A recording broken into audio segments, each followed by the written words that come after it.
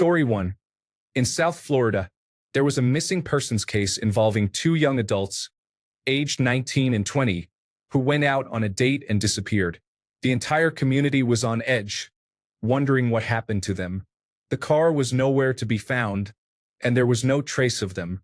They eventually found the car in a canal, with live television coverage of police officers pulling the car out and investigating it. When they opened the back door, the helicopter had a zoomed-in view, and you could clearly see the girl's body in the back seat. I have seen many things in my time, but that one shocked me for some reason. Story 2. When I was a child, I was watching the news with my parents, and there was a reporter interviewing people at an outdoor event.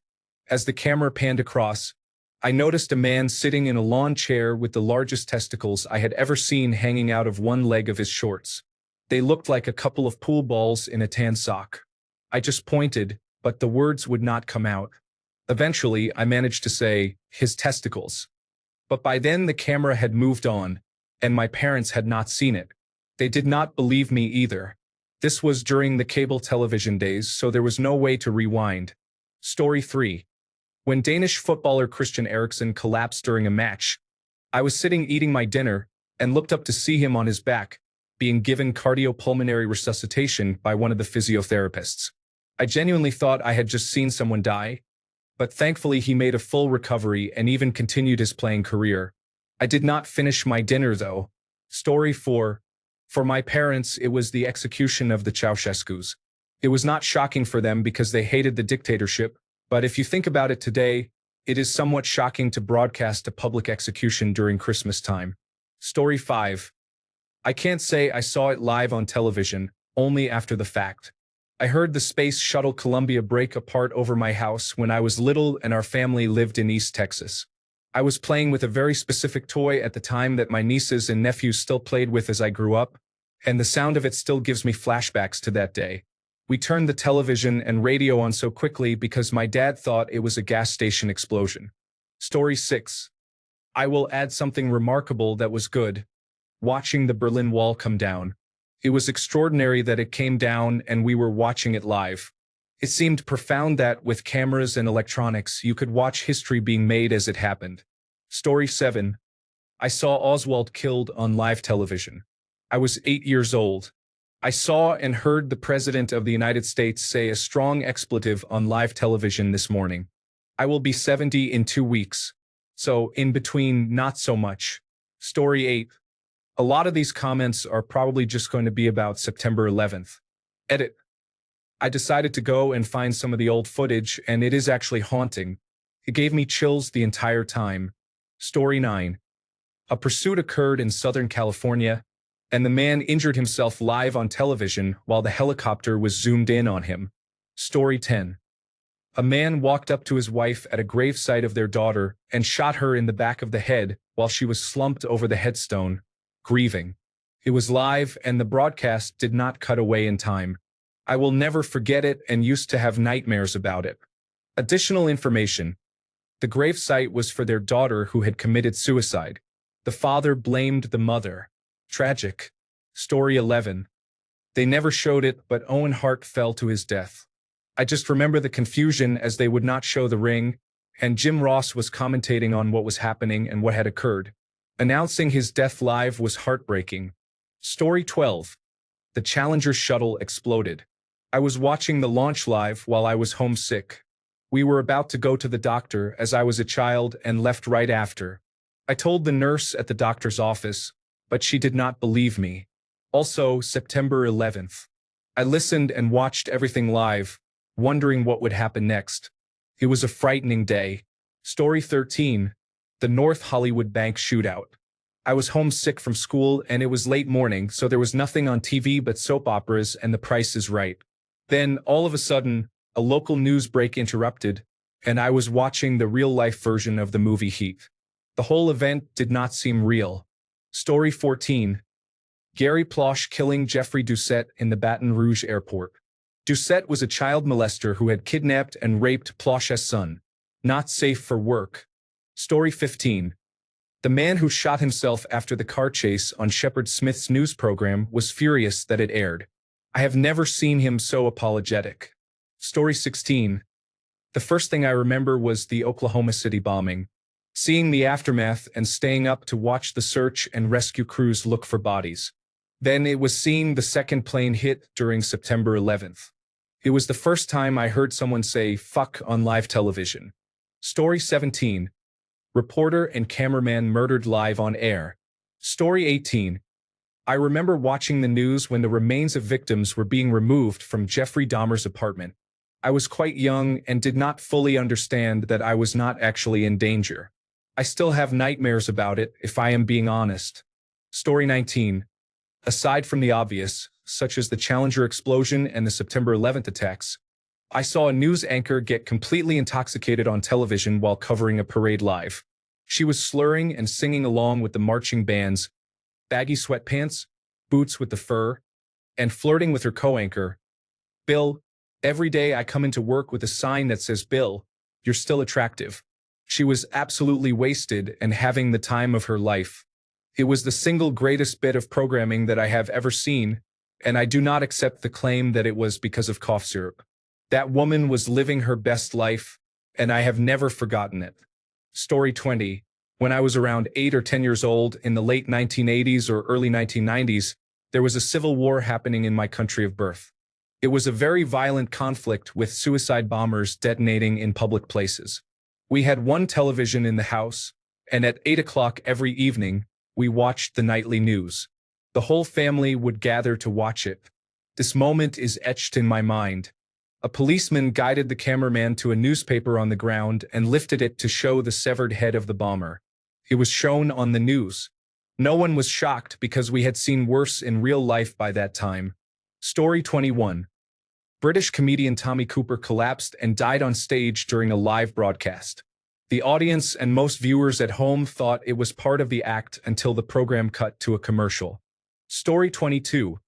Besides September 11th, Zhou Guanyu's Formula One crash at Silverstone in 2022 was remarkable. The live camera at turn 2 pointed toward turn 1, and you could see the upside-down Formula One car careening from left to right across the screen. I was like, what on earth was that?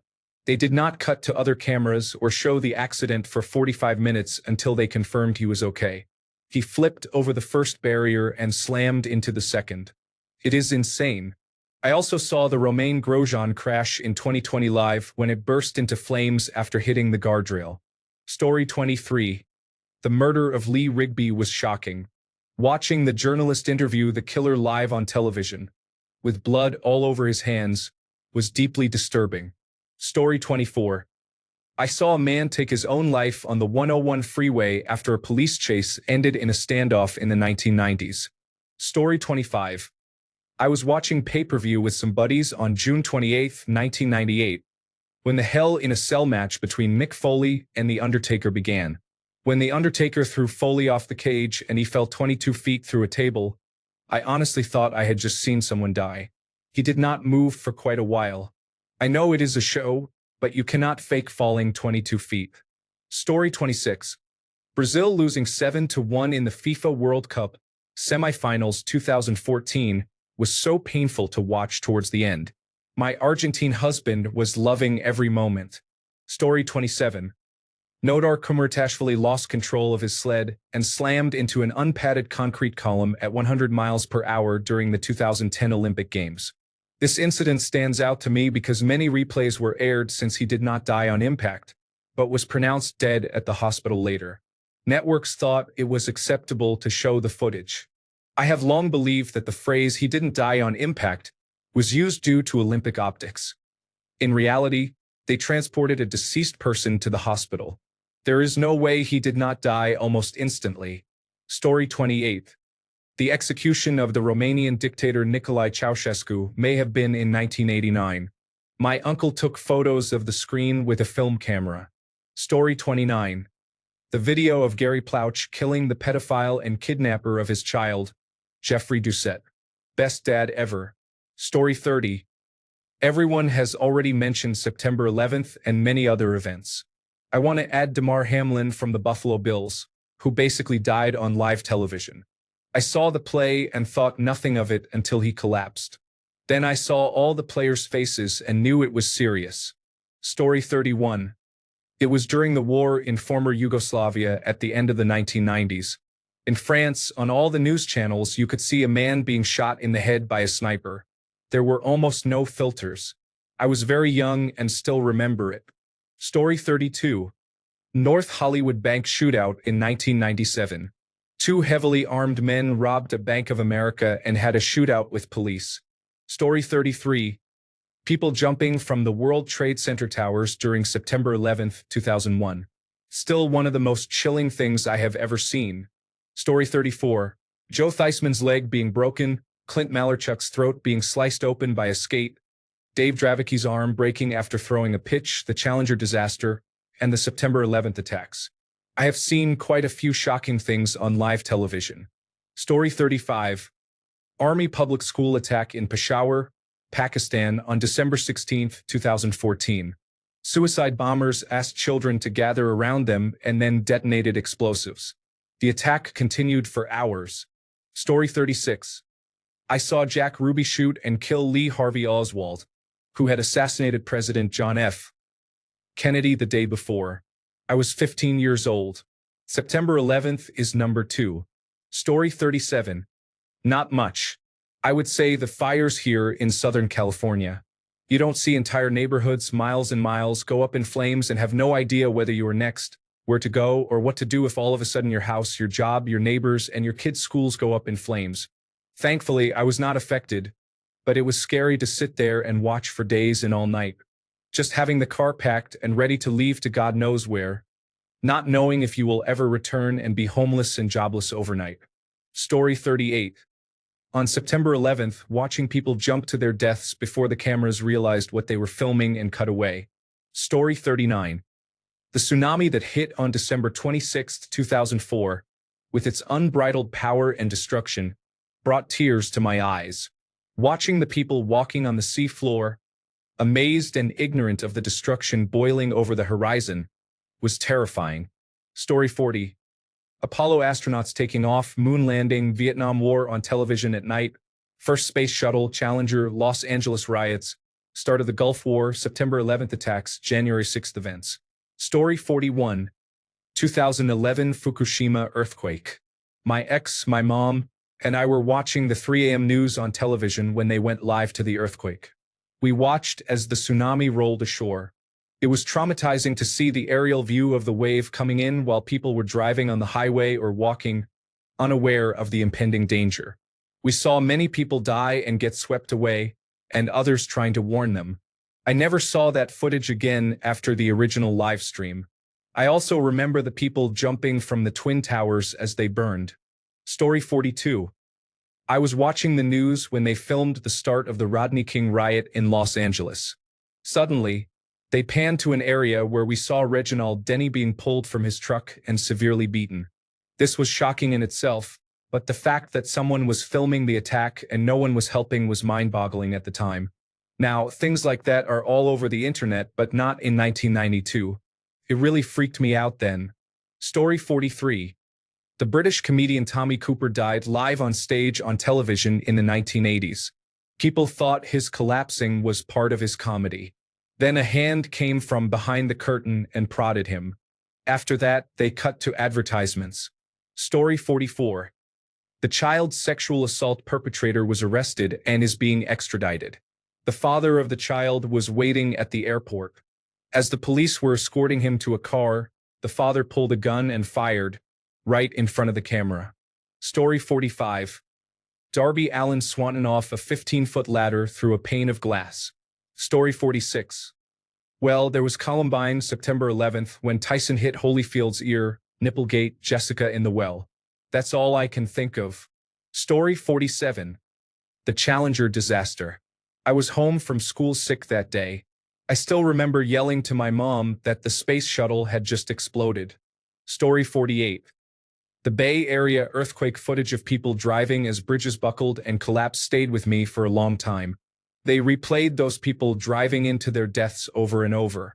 That was the worst. I was in France on September 11th and did not hear about it or get to a television until it was all over. By that time, it was on endless replay, and I couldn't really grasp what I was watching despite what I was hearing. Seeing it all at once, but then realizing all my friends and family back home had undoubtedly been glued to television for hours awaiting the next horror was hard. Story 49, January 6th. I had C-SPAN on because I was expecting nonsense on the floor. I sure got more than I bargained for. Story 50.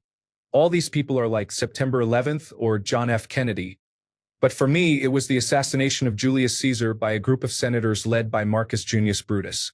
23 stab wounds, one for every chromosome pair in the poor man's body. What a bloody mess. Story 51. A news reporter was shot on live television.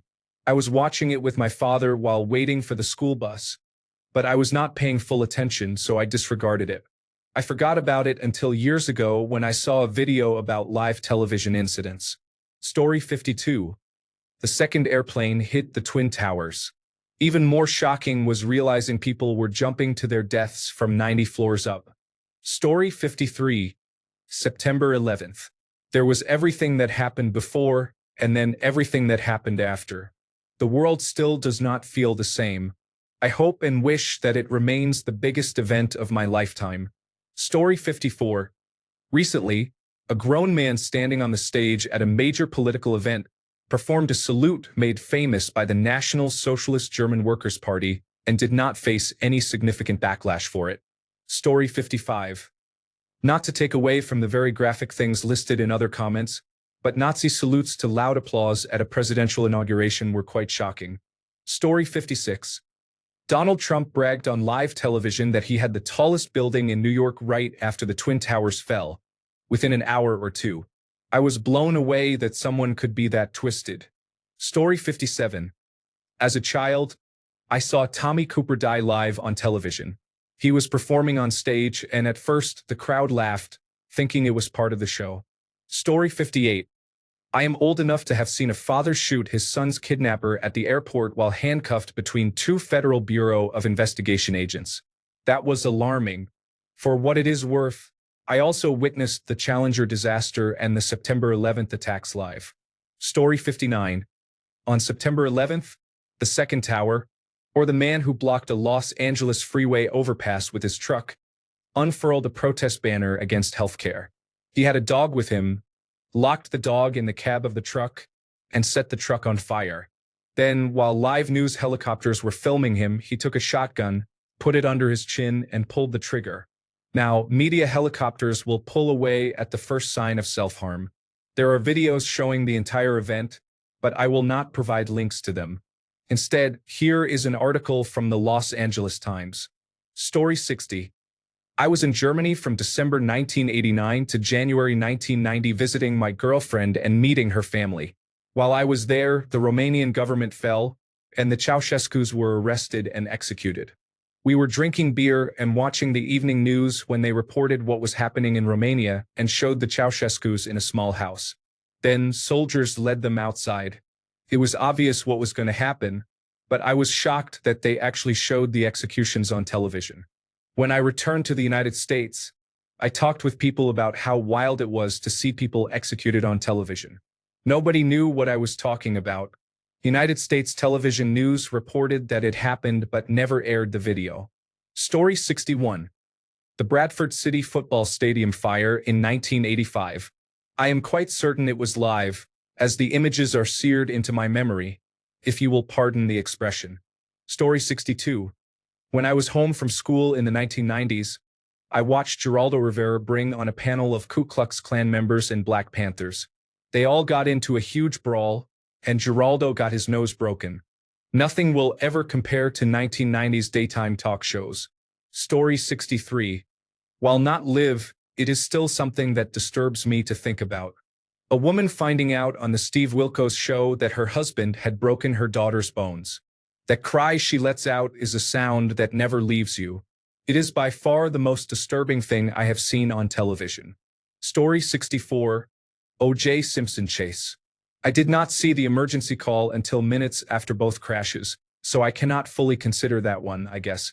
Story 65. It's a toss-up between the federal attack on the home of the Branch Davidians in Waco or the September 11th attack on the World Trade Center. September 11th was more surreal. I was a teenager when the Waco attack happened. That's why it was so shocking. I was naive. Story 66. September 11th, watching thousands of people die on television was very difficult to process emotionally. I felt like I was walking around in a semi-catatonic state for about a month, trying to get my brain to fully understand what those people experienced, whether on a plane or in one of the buildings. The firefighters and police who rushed into the buildings still give me goosebumps when I think about it. Story 67. There was a British primetime light entertainment show where members of the public would showcase unique skills. A young man was set to do a forward somersault over a moving car while wearing spring-loaded booster shoes. He landed on his neck and was paralyzed from the neck down for life. This happened on live television. His father was driving the car. The driver was just an audience member. Story 68. The most shocking thing for me was here in the United Kingdom. It was July 2010, and the fugitive Raoul Moat was on the run after going postal. Upon release from prison, he acquired a shotgun and killed his girlfriend and her new partner. Then he approached a policeman in his car and shot him point blank in the face. There had been a nationwide manhunt for a week because he was an outdoorsman and had gone into hiding in the countryside. It was already surreal because, on that day, the police had used the famous Special Air Service trainer and television survivalist Ray Mears to help track him down. Ray found a tent where Moat had been sleeping. It was 10 p.m., and the police had Raoul Moat cornered with a shotgun in a river culvert in the northern town of Rothbury. I was watching it live on Sky Television. A banner came up on the screen saying breaking news. Sky then cut live to a completely blind drunk United Kingdom football national hero, Paul Gascoigne, who had turned up at the incident in the town doing a live statement about how he had brought a fishing rod and a bag of fish and chips. Gascoigne was slurring that Raoul Moat should give himself up and go fishing with him. My brain at the time just crashed.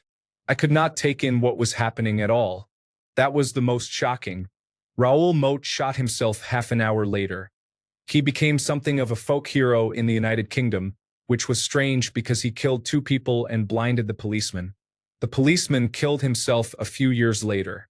It turned out that Gascoigne did know Moat a bit because Moat was a doorman in Newcastle in the days when Gascoigne was in his prime playing days.